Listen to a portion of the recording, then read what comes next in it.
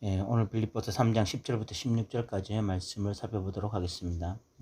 먼저 10절과 11절을 읽어보겠습니다. 내가 그리스도와 그 부활의 권능과 그 고난의 참여함을 알고자 하여 그의 죽으심을 본보다 어떻게 해서든지 죽은 자 가운데서 부활에 이르려 하노니 라고 말씀하고 있습니다.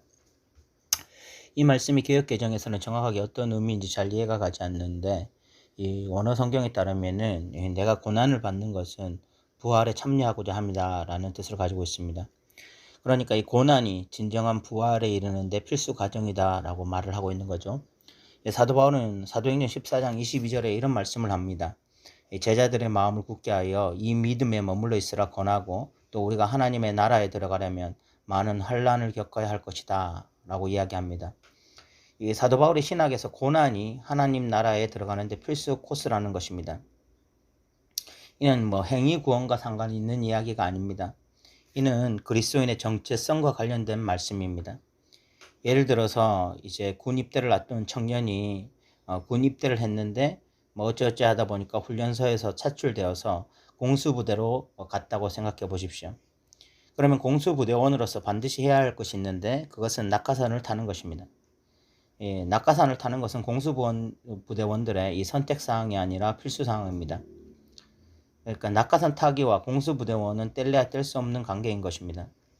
마찬가지로 이 그리스도인이 되었다, 하나님의 백성이다, 그래서 완성된 구원에 이른다라는 것은 그 사람이 고난을 통과하는 사람이다, 그 사람은 고난받는 사람이다 라는 것과 뗄래야 뗄 수 없는 것입니다. 이 그리스도인으로서 인한 고난이야말로 내가 진정 구원받은 자임을 증명해주는 어떤 증명장과 같은 것입니다.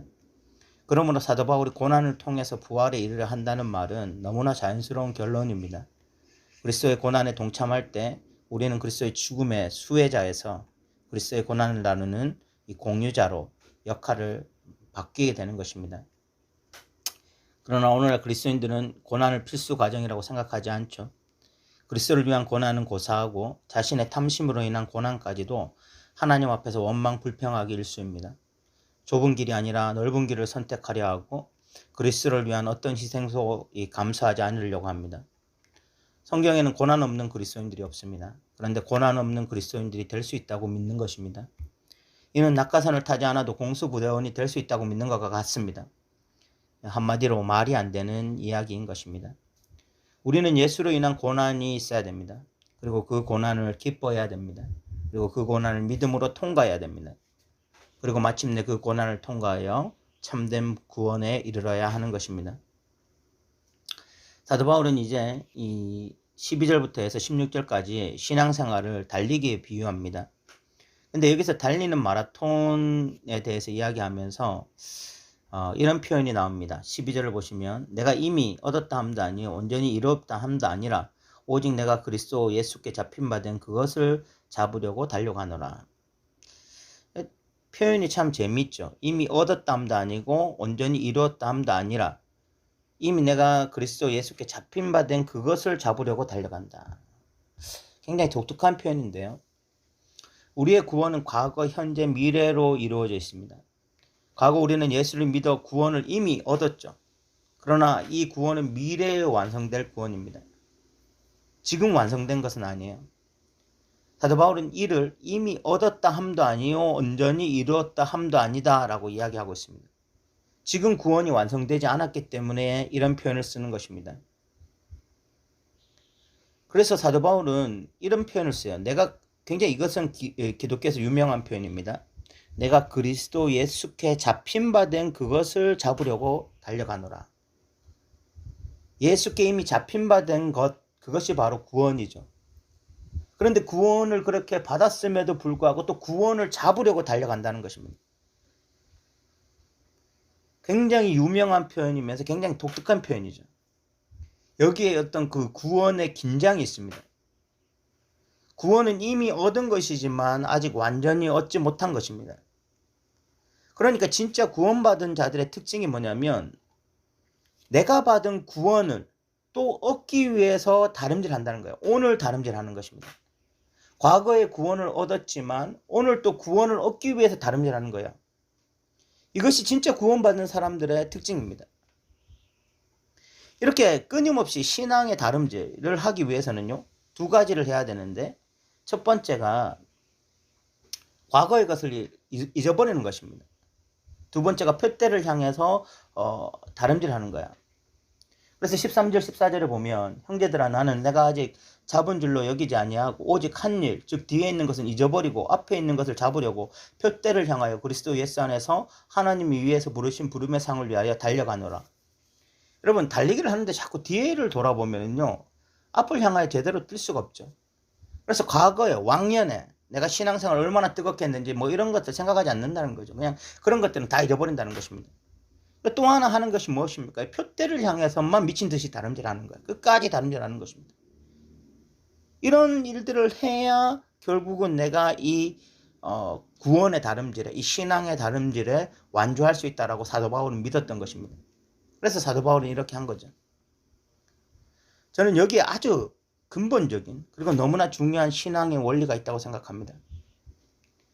그것은 바로 이 신앙의 다름질이라고 하는 것은요, 과거적이고 현재적이며 미래적이라는 것입니다.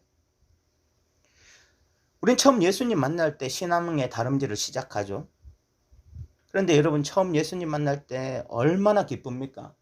구원의 감격도 있고, 그 구원의 감격으로 예배를 드릴 때 또 감격스럽고요.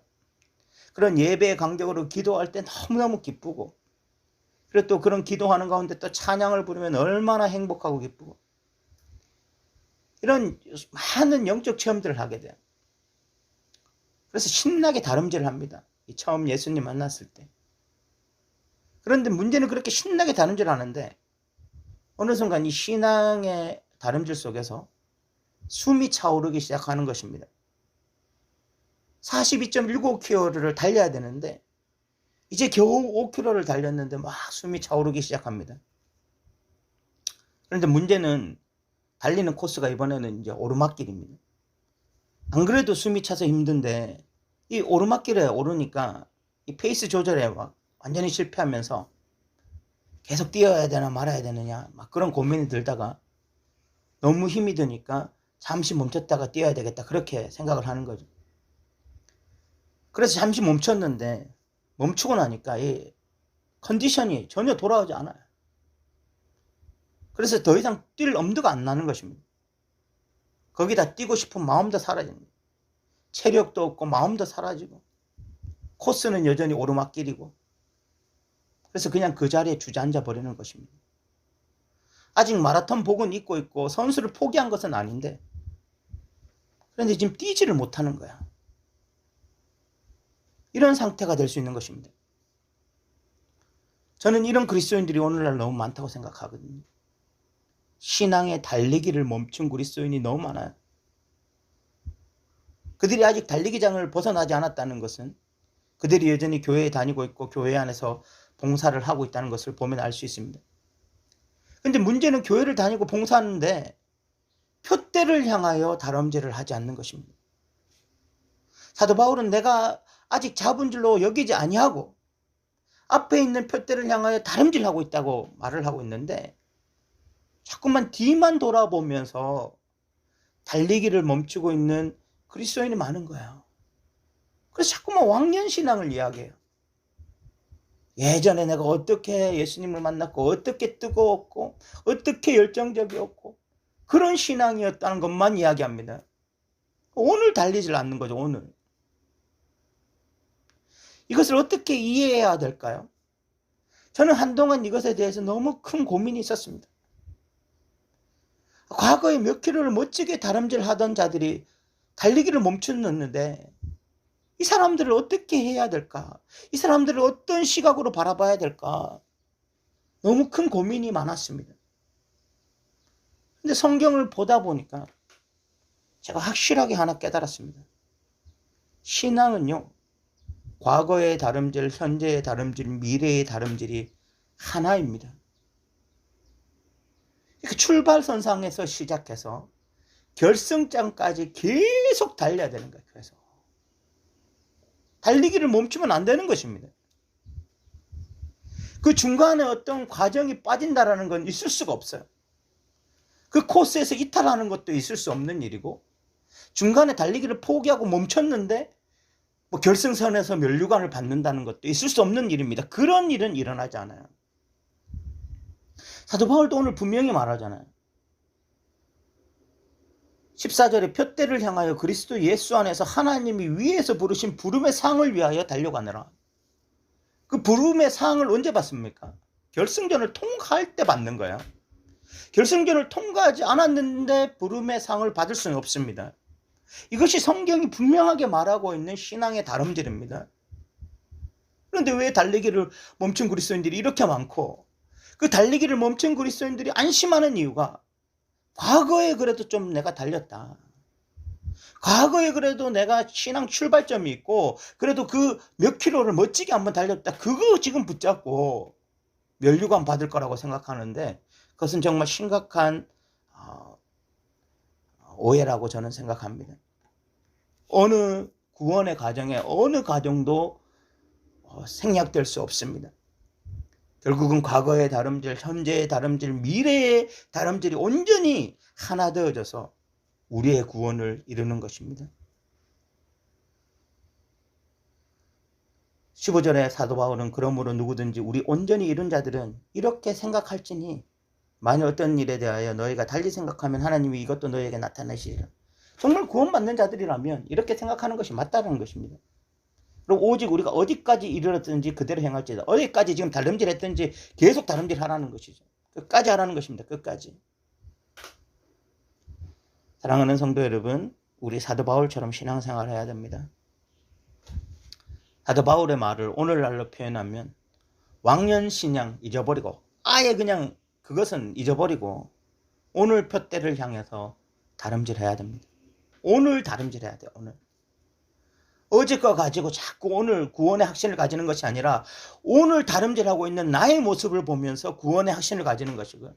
내일 다름질할 나를 기대하면서 구원의 확신을 가지는 거야. 이 신앙을 회복할 수 있길 바랍니다.